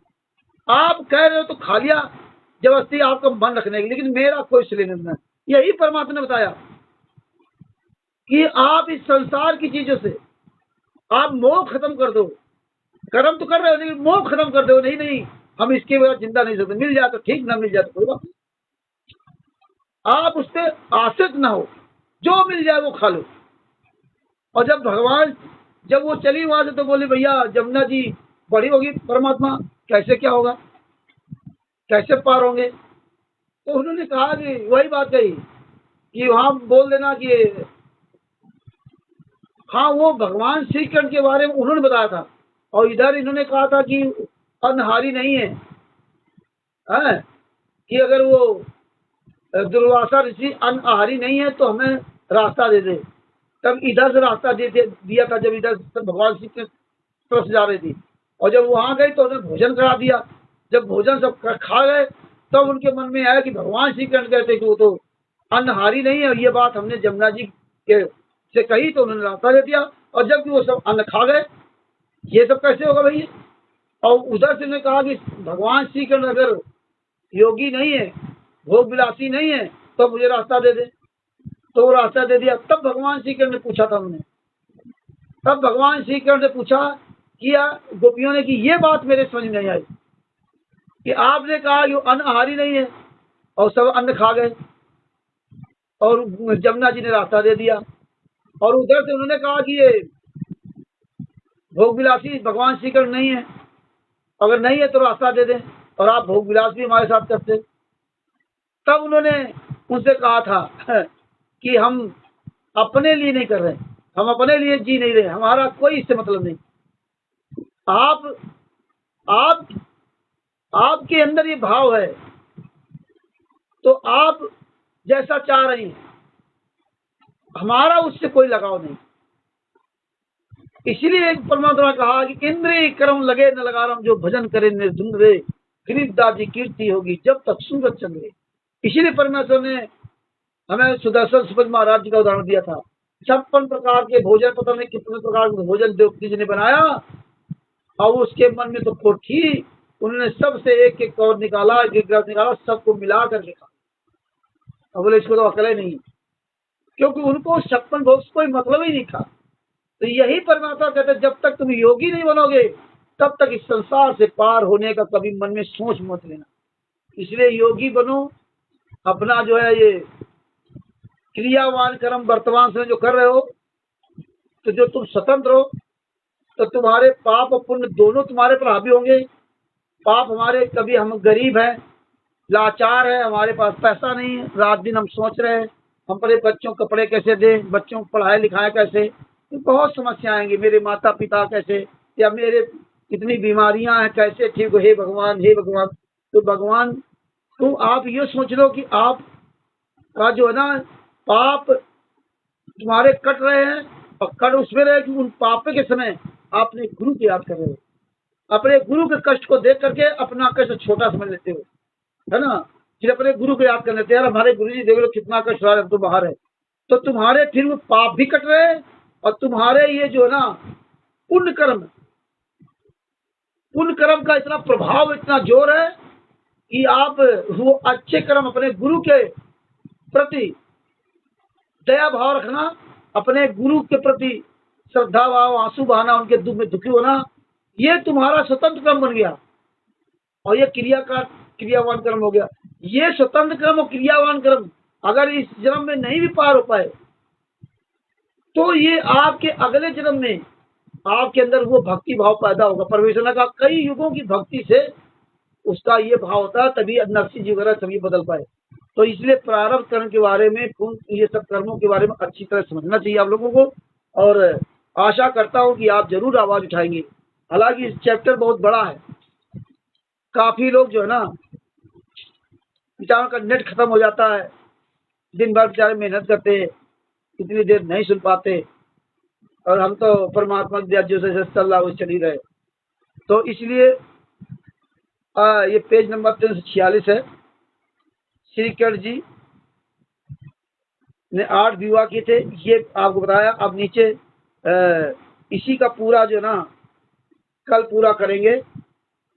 346, 347, 348, 349, 350 तक है ये आप सब लोग नोट कर लें।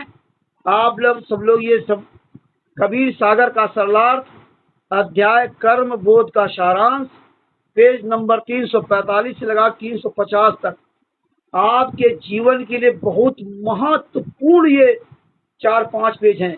ये समझ लीजिए, ये जो कर्म कर रहे हैं इसमें, इसके लिए बहुत महत्वपूर्ण है आपके लिए। इसलिए आप इस पे विशेष ध्यान दो और देखना आपके भाव बदल जाएंगे। ऑटोमेटिक आप अपने गुरु के लिए बोलने लगोगे, जो मेरे भाई बहन ने बोल रहे वो भी बोलने लगेंगे हैं। तो इसलिए भगत भी आप लोग जो है ना एक्टिव हो जाओ और ये पुस्तक लेके रोज वीडियो बनाना शुरू कर दो। और आशा करता हूँ जरूर आप एक्टिव होंगे, क्योंकि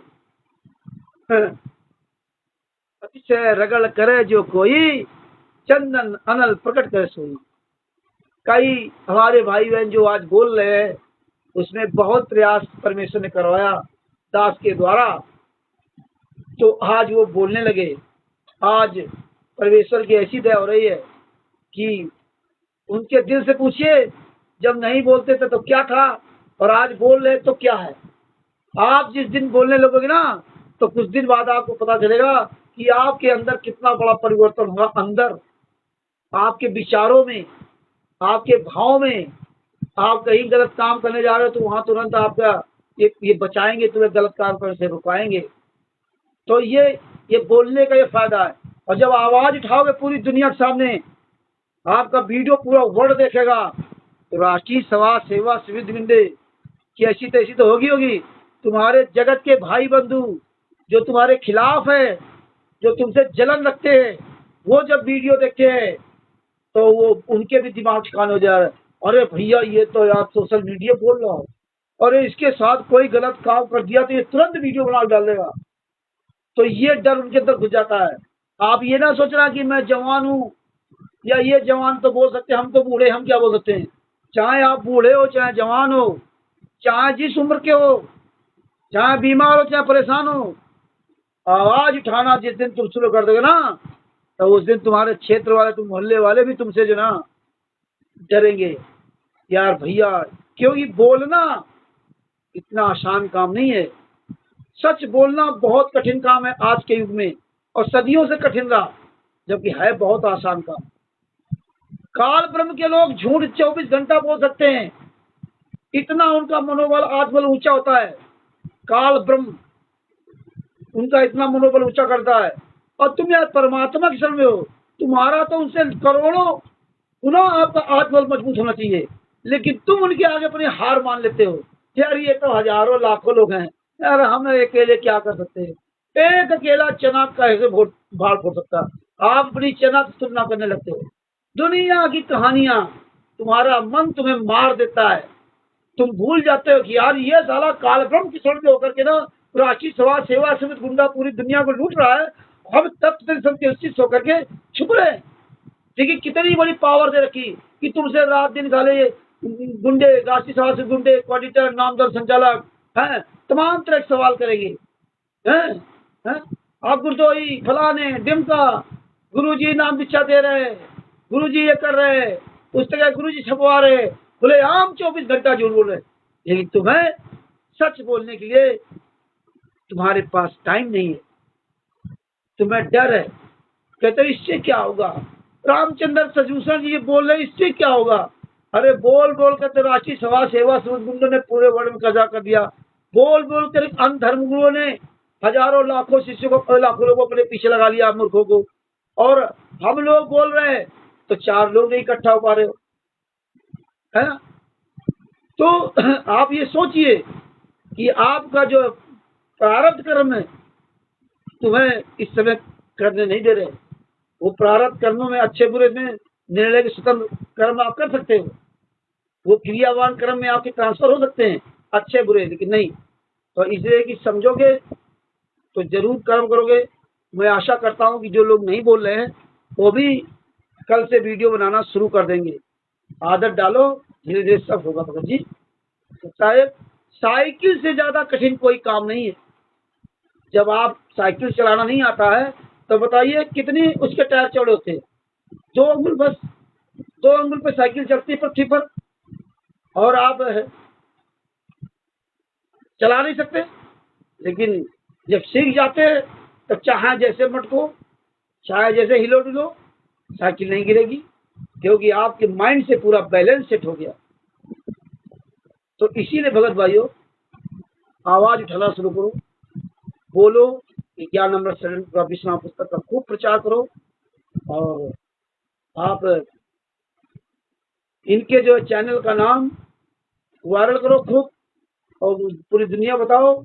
और आप ये लिख के डालो सब लोग कि पूरे भारत में, पूरे वर्ल्ड में जितने भी शंकराचार्य या जितने भी अन्य धर्म गुरु हैं, कोई भी धर्म गुरु इन गुंडों के खिलाफ अगर आवाज उठाता है तो हम उसको एक एक सबूत देंगे और हर तरह से हम उसका सहयोग करेंगे। राष्ट्रीय समाज सेवा से गुंडों ने पूरे भारत में, पूरे विश्व में हिंदू, मुसलमान, सिख, ईसाइयों में जो नफरत पैदा कर दी इन्होंने, वो नफरत हटानी है। ये जितने नफरती लोग हैं, ये संत रामपाल जी महाराज के शिष्य नहीं है, ये काल के दूत है, ये गुंडे है, ये हत्यारे है, ये बलात्कारी है। इनके सारे सबूत जजमेंट की फाइलें संत रामपाल जी महाराज के द्वारा बताया गए मुकम्मल से बोले गए वचन, और इन गुंडों के द्वारा जो कुकर्म किया गया, पुस्तकें फर्जी लिखना, अन तमाम तरह के सारे एविडेंस हम लोगों के पास हैं। हम लोग सारे एविडेंस आपको देंगे, और कैसे इनके खिलाफ कार्रवाई करनी है वो सारी बातें, वो विधि हम आपको बताएंगे।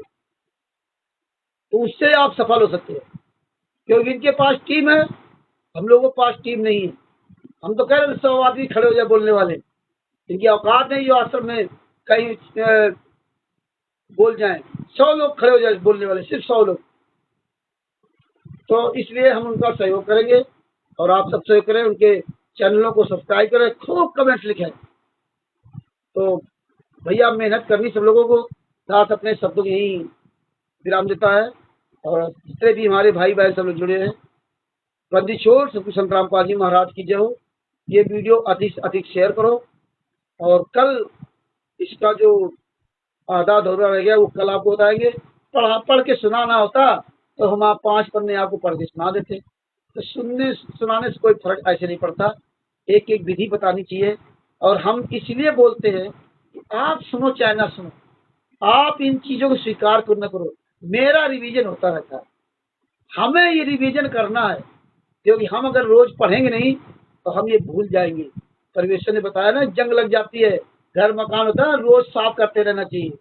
तो इसी तरह हमें, ये हमारी आत्मा की, हमारी सफाई है, जो ऊपर मैल जम जाता है, ये सफाई है। हम इसलिए बोलते हैं, हम बोलने कोई पैसा को थोड़े लेते हैं आप लोगों से, हम बोलने के लिए कोई सुख सुविधा को थोड़े आप लोग उठा रहे हैं। हम इसीलिए बोलते हैं कि हमारा जो रिवीजन होता रहता है, मेरी बोलने की प्रैक्टिस होती रहेगी। मेरा जो ये सब चीजें हो रही है, आपको उदाहरण देने को बताता हूँ, ये हमारे अंदर वही उदाहरण फीड रहेंगे। तो इसीलिए हम ये जो ना कंटिन्यूटी अपनी बना चलते हैं। आप भी कंटिन्यूटी बना चलिए, आपको किसी का मुंह नहीं ताकना पड़ेगा। तो आशा करता हूँ जरूर रूबीदास जी सब साहेब, राहुल जी सब साहेब, हरी जी सब साहेब, जितने भी भाई बहन जुड़े हुए हैं, हम सभी भाई बहन मिलकर के अपने सतगुरु संत रामपाल जी महाराज की एक बार सब लोग मिलकर के जय बोलते हैं। बंदी छोड़ सतगुरु संत रामपाल जी महाराज की जय हो। परमात्मा की सभी प्यारी आत्माओं को कानपुर से रामचंद्र दास के शिष्य साहेब संत रामपाल जी महाराज सभी केसों के पुस्तक ज्ञान अमृत शरण का विस्मय पुस्तक, बिहार के सीनियर एडवोकेट गुरु जी, जिनका मोबाइल नंबर है 9931592093, उनसे ये फोन करके उससे पुस्तक बाई डाक द्वारा मंगवा सकते हैं। 2 पुस्तकों का खर्च 150 रुपये है। 60 रुपये की 2 पुस्तक हैं, बाद बाकी डाक खर्च और उसकी पैकिंग खर्च का लगभग 150 रुपये खर्च आता है। तो आप बाई पोस्ट अपने घर बैठे पुस्तक मंगवा सकते हैं। विदेश में जो भाई बहन हैं वो इसकी पीडीएफ हम लोगों से प्राप्त कर सकते हैं। और आप लोग पीडीएफ को अधिक से अधिक वायरल करते रहा करो। भूल जाते हैं आप लोग पीडीएफ के लिए, तो पीडीएफ वायरल करो।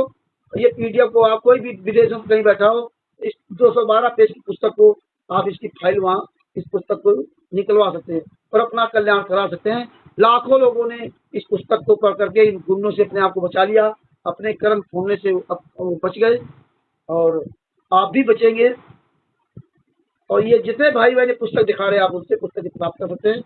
सच साहेब बंदी छोड़ श्री संतराम पाजी महाराज की जय हो। परमात्मा शिव प्यारी आत्मा पान श्री रामचंद्र दास के सच साहेब।